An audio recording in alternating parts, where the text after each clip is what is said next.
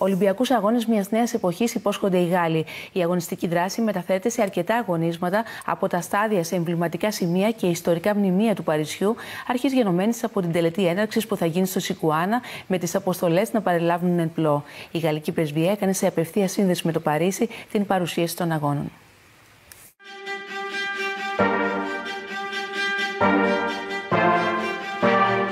Αθλητισμός και πολιτισμός με φόντο τους Ολυμπιακούς Αγώνες στο Παρίσι.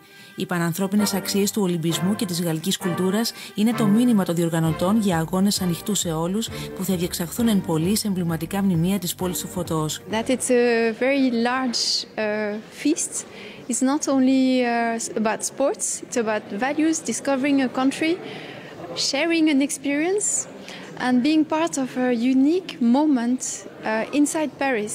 Gender equality is a very strong message, right? Yes, 50-50. It's total equality. For the first time on the Olympic Games, we will have as many athletes being men and women. Διευθυντής Σχεδιασμού και Συντονισμού της Οργανωτικής Επιτροπής Παρίσι 2024, ένας Έλληνας, ο Λάμπης Κωνσταντινίδης, που ανέλησε τις προκλήσεις των αγώνων στην εκδήλωση της Γαλλικής Πρεσβείας στην Αθήνα.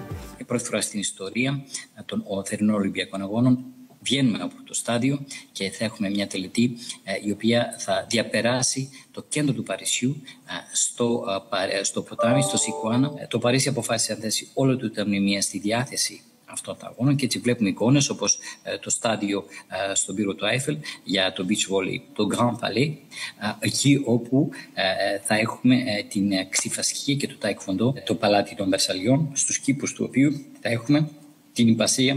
It's always important to go further, to go higher. This time is to get sustainable, to have a parity, to be together. It's going to be games 100 years after the first ones. That's going to be very impressive, we hope, and very emotional, of course.